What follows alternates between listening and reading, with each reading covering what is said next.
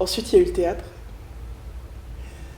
D'ailleurs, au mois d'avril dernier, il y a un metteur en scène qui est venu nous auditionner avec toutes les filles de mon école de théâtre pour trouver sa Agnès dans l'école des femmes.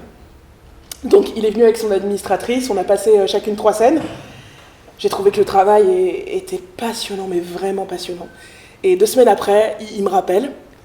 Il me rappelle pour me dire qu'il a trouvé que mon audition était hyper convaincante et qu'il avait envie que je puisse jouer Agnès. J'étais super heureuse. J'étais aux anges, j'ai appelé tout le monde.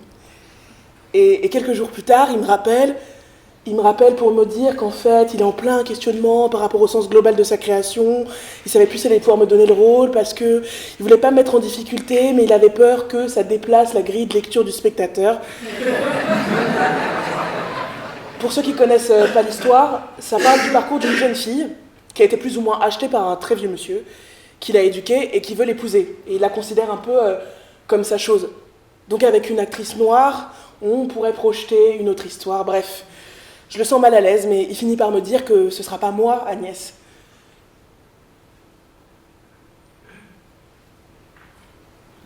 Après, je peux comprendre. En plus, c'est quelqu'un pour qui j'ai beaucoup de respect, c'est quelqu'un de très militant. Et je peux comprendre qu'il ait besoin de maîtriser l'interprétation politique de sa pièce.